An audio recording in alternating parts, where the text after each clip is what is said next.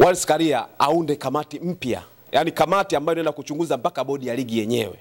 Ambayo sasa anasema ni kamati mpya ya uchunguzi kuhusiana na kile kilichotokea. Waje na majibu. Waje na maoni yao ya kusema tunataka sasa ligi yetu iende hivi. Ili swala la hekima ambalo Mguto alilizungumza limeharibu kila kitu. Ili serikali tusiingize sana serikali. Swala liko kwa Karia. Aunde kamati ya uchunguzi ya haraka ambayo inaenda kuchunguza mpaka bodi ya ligi, alafu inakuja na mapendekezo ya nini kifanyike mara baada ya hapa. La sivyo tutaendelea kuwa na haya mambo. Wanaweza Yanga wakalazimishwa kwa staili pia serikali akaingiza wakalazimishwa wakarudi, lakini bado imani itakuwa tayari. Imani bado ikawa Mguto sio kwa kumvunjia heshima. Ni mzee ambaye kafanya kazi kubwa sana, kwa heshima kubwa aheshimiwe. Lakini namna tu ya kuweza kumsaidia ni kumpa majukumu mengine kama yapo ya kumsaidia. Lakini majukumu ya kuamua kwenye bodi ya ligi wakati yeye sio mwenyekiti wa klabu ni kama kumuonea au kuvinyima vilabu haki. Umeelewa? Kwa sababu yeye anawakilisha klabu gani? Kama ni haki ya kukitumia klabu kama Coastal Union, kwamba kama mwenyekiti atoka kwa Coastal Union, basi wamchukua hata mwenyekiti wa Coastal Union akae achukue badala ya Mguto. Sakata ambalo mpaka hivi sasa limekuwa ni kizungumkuti kwa ligi ya NBC, lakini vile vile bodi ya ligi, wapenzi wa mpira, mpaka sasa hivi tuko kwenye kitu anachokiita kwamba ni sintofahamu ya kwamba Young African wamesema kwamba kulingana na kile ambacho kilitokea tarehe 8, wao dabi walimaliza tarehe 8, hawatakuja kucheza dabi mpaka ije kutokea kwamba wale ambao waliwaainisha pale kwenye barua yao yatokea yale ambao wao wameyaomba. Lakini vile vile bodi ya ligi nayo imekuwa ikijibu kila mmoja kwa muda wake, japo hatujasema kwamba ni majibu rasmi, lakini mpaka hivi sasa kila kiongozi kutoka pale ndani ana la kwake ambaye amelizungumza. Lakini vile vile rais wa TFF ana kwake ambao pia naye aliachombeza kwenye kile ambacho kilitokea tena. Niko na ndugu yangu Lugano Israel Kiraka, mwenyewe anapenda kujiita Kiraka kwa sababu enzi hizo akiwa anacheza mpira alikuwa anacheza beki, goalkeeper mpaka striker kule mbele. Sema yote alikuwa mimi nacheza. Lakini kwa kifupi ni kwamba mchezaji yote ambaye anacheza maeneo mengi anakuaga so mzuri. Inawezekana asiwe mzuri ila kawa na faida kwenye timu. Anaweza kana na faida lakini sio mzuri kwa sababu hana uwezo wa kuperform sehemu moja kwa 100% au 90. Hapana, yani uzuri wake unakuwa anaweza kufanya sehemu nyingi, sio? Lakini nafasi anayoifanya maana yake ndo maana yuko uwanjani. Anakuwa mzuri, sema anakuwa na kitu cha ziada ambacho kinaongezea ubora zaidi. Mimi nilikuwa mwanangu mwamba kabisa. Unajua watu wananiuliza hivi mwanangu kwa nini hujafika hivi na hivi? Lakini kuna watu wamecheza nao mpaka sasa hivi wanajiuliza. Hatari mwanangu, hatari. Sema nilikuwa na mwili mdogo, kwa hiyo ile kukaa katikati, vienga mtu amekula swi nini, yani zile vuguvugu nilikuwa nakimbilia sasa pembeni kama winga. Lakini asili yangu mimi ni kiungo. Sasa mtu fupi sana anatakiwa kae katikati. Sasa mtu anaitwa kiungo, unafikiri mtu wa kawaida? Wanaitwa kiungo inategemea labda mvunja kuni. Hapana. Kuna hili sakata ambalo liko mezani. Wapenzi wa soka, wafuatiliaji wa mpira wa Tanzania, hata kama yuko nje ya nchi na anafahamu nini ambacho kinaendelea kwetu sisi hapa Tanzania. Tukizungumzia baada ya kuahirishwa kwa dabi ya Young African dhidi ya Simba tarehe 8, yamekuwa mengi sasa yamekuja kuibuka baada ya pale, kila mmoja akizungumza chake. Simba alitoa uamuzi wao mara moja na mpaka leo wamesimamia pale, wako kimya. Young African wakatoa barua yao ya kwamba ile ni dabi yao wameshaimaliza kuicheza, na hata kama itapangwa tarehe nyingine hawako tayari kwa ajili ya marudiano. Aidha walioanisha vitu vyao pale ambavyo walikuwa wanavihitaji vifanyiwe kazi. Na ndio majibu ambao wanayategemea mpaka leo. Ila sasa mpaka hivi sasa wengi wanasema kwamba hata tarehe kipangwa hatuji. Ushaisikiaga hiyo hatuji ya mtaani? Sasa nimesikia hiyo hatuji hiyo. Ila mimi naona kama hiyo hatuji mimi sikubali nayo. Sikubali nayo. Kwa nini? Ni ushamba. Kwa nini? Hamji kufanya nini? Kwenye mechi. Kwa sababu gani? Kile kilichotokea tarehe 8 sisi tulijiandaa nacho na tukamaliza. Mnamuogopa Simba au? Sio kumuogopa. Yaani kwa nini hili swali hiyo na muendelezo huu? Ndio watu wengi wanajiuliza. Kwa hiyo sasa wanagoma Yanga kwa sababu ya wanataka kwanza majibu ya je sahihi. Watuambie sasa kama anasema hatuji, waseme hatuji tu. Waseme hatuji kwa sababu ya hiki. Kwa maana kama kikitekelezwa hiki tutakuja. Mpira upo kwa ajili ya kuchezwa. Umeelewa? Mtu ambaye alisema hatuji, nakumbuka kauli kutoka kwa Al-Fatih Haji. Sasa isiwe kama ndo kila mmoja hatuji. Yanga wote wana akili moja. Haiwezekani. Wengine wafikirie tofauti, mpira upo kwa ajili ya kuchezwa. Mimi sikubaliani kwamba eti Yanga wagomee kutokucheza kabisa. Walete hoja, yani hoja na hoja. Hatuji kwa sababu hiki na hiki na hiki. Kwa maana bodi ya ligi endapo kama kikifanya hiki tunaipeleka timu uwanjani. Haiwezekani tu hatuchezi. Basi fungeni hiyo klabu, basi kafungeni hata kuku basi, kwa sababu klabu ipo kwa sababu ya kucheza mpira. Lakini kuna kwenye barua yao kuna baadhi ya viongozi wameainisha pale kwamba hatuna imani na fulani na tunahitaji fulani afanyiwe hivi. Umeiona ile? Nimeiona. Kwa sahihi kuandika vile. Bodi ya ligi hawana imani nao. Ndio. Mimi nilikuwa nawapinga sana before, kabla ya kauli ya Mguto hajazungumza Yanga. Nilikuwa nasema kwa nini wameenda sana kwenye mambo hayo. Ndio. Umeelewa? Ya kuwakataa baadhi ya viongozi sio na vitu kama hivyo. Wanasema hawana imani nao. Mara kwanza mimi nilikuwa na hoja zangu nikiwaambia Yanga kwamba hiki ambacho mnakifanya hakiko sahihi. Umeelewa? Kabla ya kauli ya nani? Ya Mguto. Kwa sababu Yanga wakati wanasema kwamba hawana imani nao, kulikuwa na sababu za kusimamisha ile mechi ambazo bodi ya ligi itakiwa waje nazo kutuambia kwa nini walisimamisha mechi. Na kuna baadhi wamezungumza. Kwa Yanga kusema hawana imani, mimi nilikuwa napingana nao. Lakini kauli ya Mguto imekuja kunistua na kuona Yanga kumbe wanavyosema hatuna imani nao, wana sababu za msingi kwamba hatuna imani nao. Unajua? Yani baada ya kauli ya mzee Mguto ndo umekuja kuhisi kwamba Young African walikuwa sahihi kusema kwamba hawana imani naye. Kabisa. Kwa nini? Kwa sababu ligi inaendeshwa kwa mfumo wa kanuni. Kanuni ndo hekima ya ligi inavyoendeshwa. Ndio. Yani vilabu vyote 16 vilikaa pamoja, vikaangalia kanuni. Bwana, kuna kanuni hii mnaonaje iko sawa? Yani kila klabu inasema hii iko sawa, iko sawa. Maana unavyopitisha ile kanuni, vilabu vyote vimeridhia kanuni hiyo iko sawa sawa, itumike. Kwa maana kila klabu inaona kwetu iko sawa sawa, haina shida, inatufeva. Kwa maana kanuni ndo hekima ya kwanza kutumika. Umeelewa? Kabla ya hekima zingine ambazo wanataka kuzitumia bodi ya ligi. Sasa kile ambacho walikifanya bodi ya ligi kusimamisha mchezo, walikuwa kwenye kanuni. Walikuwa kwenye kanuni ambao ni kanuni ya 34 1-3. Walisimamia kwenye kanuni ambayo inapa mandate kwa maana bodi ya ligi na TFF kusimamisha mchezo. Umeelewa? Shida inakuja. Yote hayo yamepita, tunasubiria sasa ile kauli ya mwisho kwa sababu wasema kuna uchunguzi unafanyika kwenye bodi. Tolewa majibu haraka sana. Sasa kabla uchunguzi hujafanyika, anaibuka Steven Mguto, CEO, mwenyekiti wa bodi ya ligi. Anakuja kusema kwamba tulisimamisha ule mchezo kwa sababu ya hekima. Angesema kwa sababu ya kanuni, tungeendelea kuwa naye. Mimi binafsi ningeendelea kuwa naye. Kwa hiyo kosa lilikuwa pale aliposema kwamba walisimamishwa kwa sababu ya hekima, sio kanuni. Alafu kibaya anarifaa mechi iliyochezwa mwaka 2021 ile. Yanga kwamba kama ni kanuni, ingetumika kanuni 2021 Young African anatakiwa washushwe daraja. Si unanielewa? Kwa hiyo unaangalia madhaifu ambayo sasa yapo ndani ya bodi ya ligi. Hawatumii kanuni. Wanatosha vipi? Yani imani Yanga kama msimamo wao wakiweka vizuri, bodi ya ligi kweli wanatakiwa kae pembeni. Waweke msimamo upi vizuri ili bodi ya ligi ikae pembeni? Hawatumii kanuni. Kama utumii kanuni, na ndo kanuni ambazo zimekubaliana kwamba lazima tutumie ili ligi iendeshwe, lazima iende kwa mfumo wa kanuni. Mguto anakuja anasema tunatumia hekima kwa sababu kusimamisha mchezo wa Simba lazima tusimamishe kwa hekima. Hizi ni timu kubwa.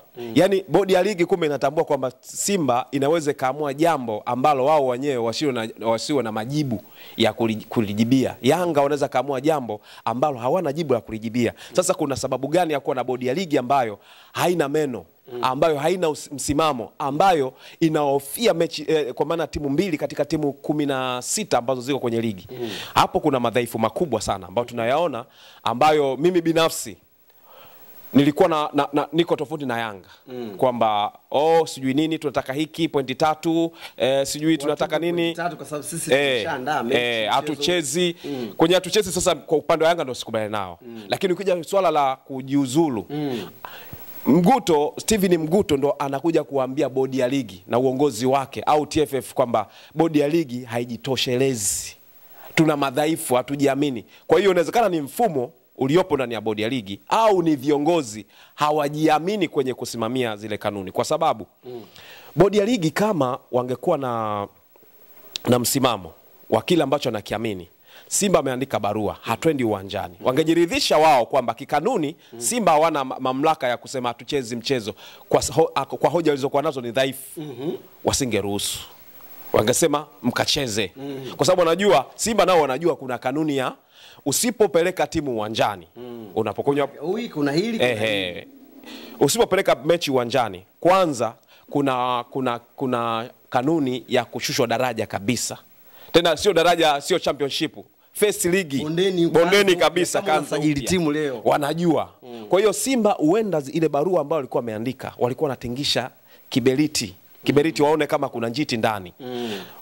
Bodi ya ligi wameingia kwenye mfumo. Kama bodi ya ligi wangekaza kwamba sisi tunasema mechi ipo, Simba angesema bwana tupeleke tu timu. Tupelekeni timu. Na kama Simba singepeleka timu, wanajua hiyo kanuni, piga nyundo ili tutengeze ligi yetu vizuri. Sometime tungejikuta pengine tunakuwa na ligi bora sana duniani. Kama mmoja akipewa adhabu kama ya kushusha daraja. Juventus ni moja kati ya vilabu vikubwa sana Ulaya. Italia. Umeelewa? Walishakulaga nyundo. Kama Italia sile wangesema kwamba Juventus bwana ni timu kubwa, tuachane nayo, wamepanga ligi kwa muda mrefu, wamepanga matokeo, tuachane nao. Nini kilikuwa kimefanyika? Maana yake uozo ungeendelea. Sasa bodi ya ligi wangetuhakikishia kwamba wao wanachoenda kukisimamia. Unajua bodi ya ligi nguvu yao inatokana na vilabu wenyewe. Maana yake kitu kikiamuliwa bodi ya ligi imeamua Coast Union, imeamua Swinani, wamekubaliana kwamba hiki ndicho ambacho tulikubaliana pamoja. Na makubaliano yao yote yanatokana na kanuni. Umeelewa? Sasa kukiuka kanuni, sasa watuambie wale viongozi wa bodi ya ligi hiyo nguvu ya kuitumia kanuni umeitoa wapi?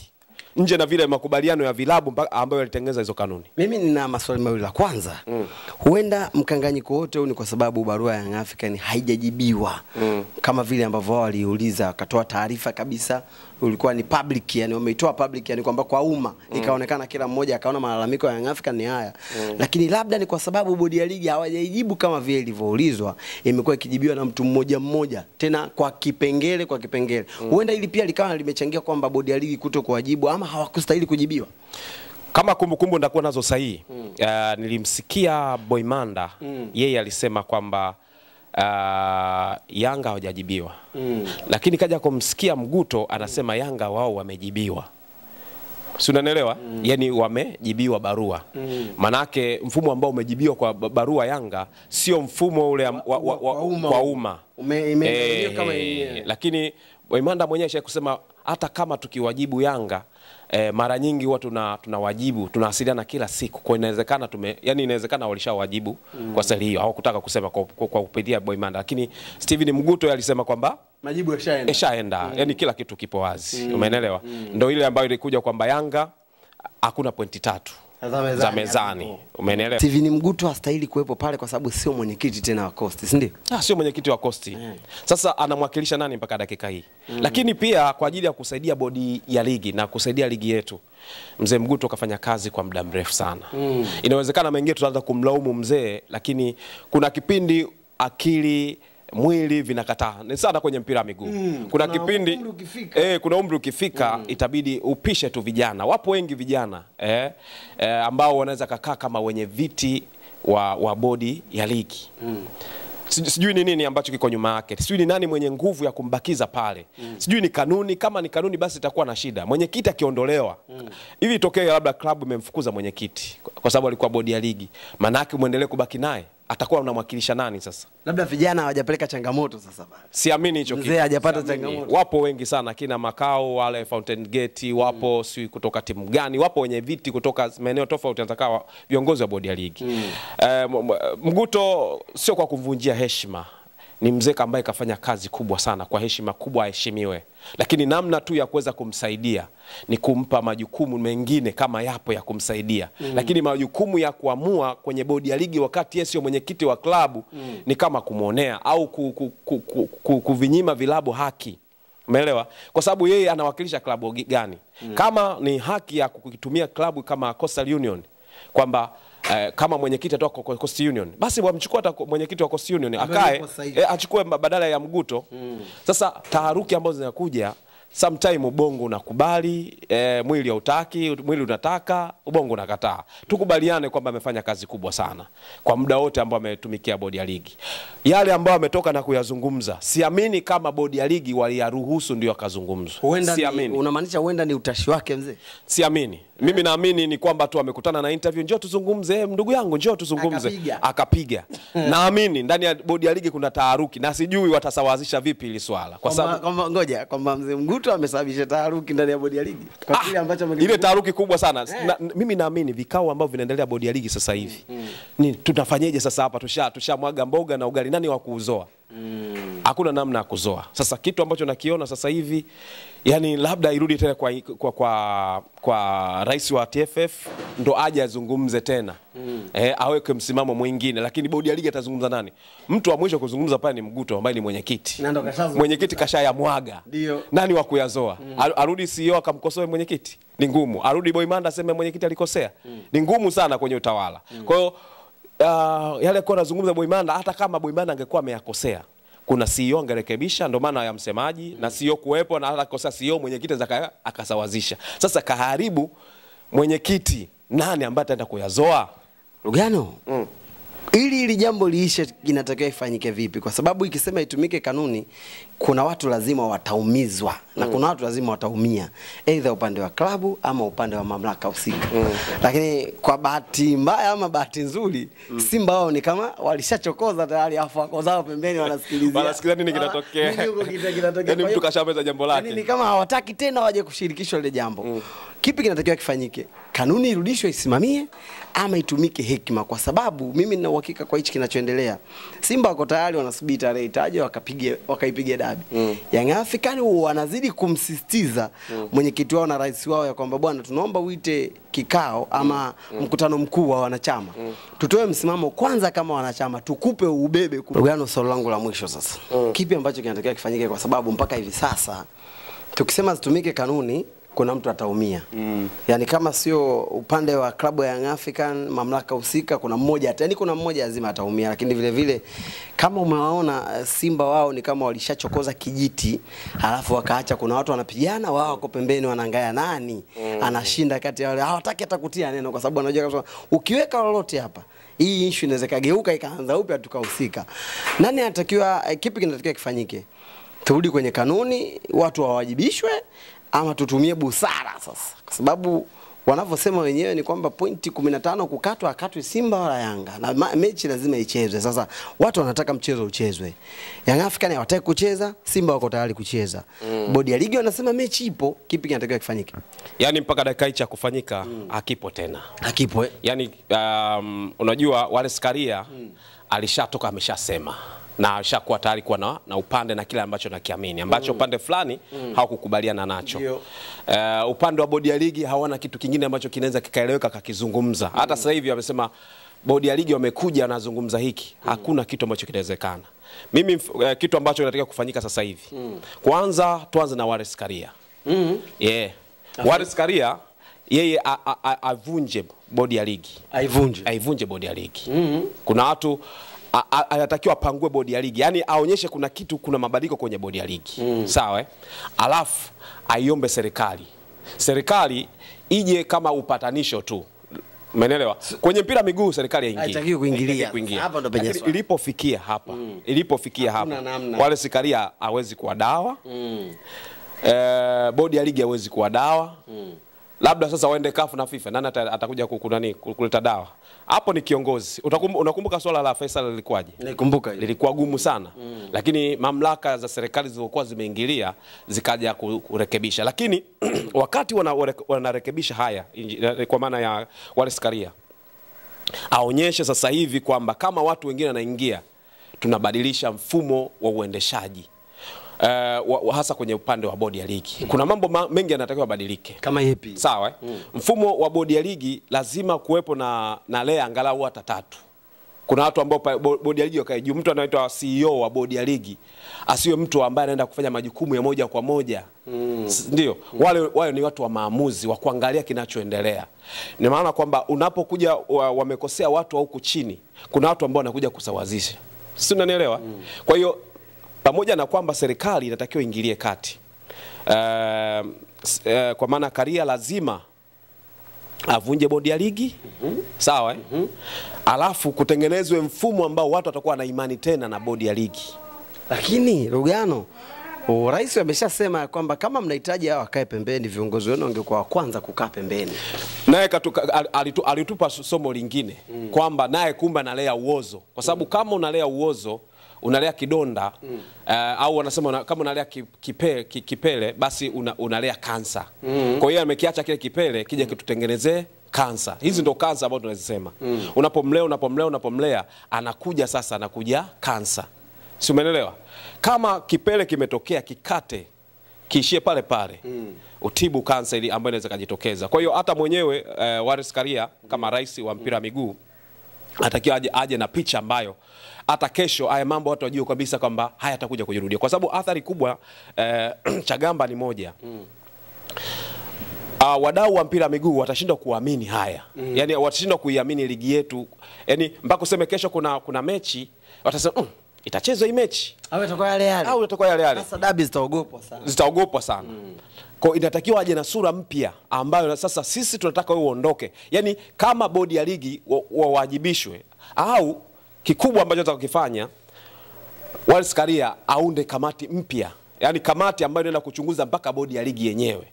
Ambayo sasa anasema ni kamati mpya ya uchunguzi kuhusiana na kile kilichotokea. Waje na majibu. Waje na maoni yao ya kusema tunataka sasa ligi yetu iende hivi. Ili swala la hekima ambalo Mguto alilizungumza limeharibu kila kitu. Serikali kabla ya pale ilikuwa na uwezo, ilikuwa imekaa pembeni kabisa.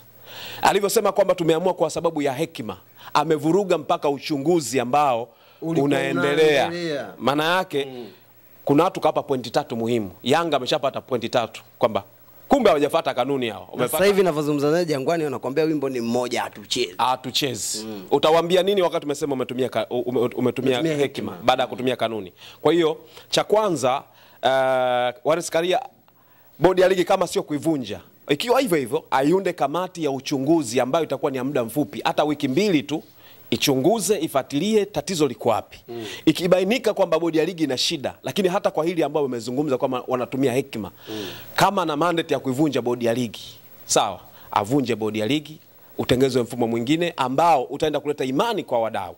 Lakini kama ikionekana kamati hiyo pia sio mwarobaini wa kuweza kutatua hili tatizo, serikali ingilie kati, pande zote mbili zikae, ziweke mambo sawa. Na hili pia ukizikaisha pande mbili tu peke yake haiwezi kuleta solution, kwa sababu hili swala ni la ligi. Unapozungumzia Simba na Yanga, ukiveva timu moja maana kuna diathiri timu nyingine, kwa sababu wadau wanajiuliza kama ingetokea zilikuwa ni timu hizi ndogo, wangekuwa sio wameshapigwa nyundo, sio wameshushwa daraja. Maana yake wameziogopa timu kubwa kwa sababu ya ukubwa wao. Sasa ili tuondoke huko, ligi yetu iwe na thamani, sawa, lazima irudi kwenye mifumo.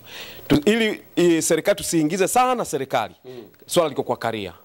Aunde kamati ya uchunguzi ya haraka ambayo inaenda kuchunguza mpaka bodi ya ligi. Alafu inakuja na mapendekezo ya nini kifanyike mara baada ya hapa.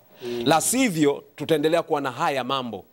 Wanaweza Yanga wakalazimishwa kwa staili pia serikali akaingiza, wakalazimishwa karudi, lakini bado imani itakuwa tayari. Imani bado ikawa ni ngumu. Lakini kama mfumo huu wa Wallace Karia kama rais akileta solution ya kuweka kamati ya uchunguzi ambayo inaenda kuchunguza, ambao iko huru kabisa na inawekewa nini cha kwenda kukifanya, nini solution baada hapa yasitoke haya, naamini majibu yatakuwa mepesi sana na tutapita kwa urahisi na tutarudi kwenye mfumo ambao kila mmoja atafurahia na hakuna mtu ambaye atakuwa nakosa imani, kwa sababu hii madhara makubwa kibiashara. Wadhamini yani ukiwafuata labda wadhamini wakuu ambao ni NBC wakikwambia madhara aliyoyapata kutokana na kukosekana kwa dabi, inaweza kama makubwa. Azam ameshaandika barua tayari kwamba ni madhara makubwa.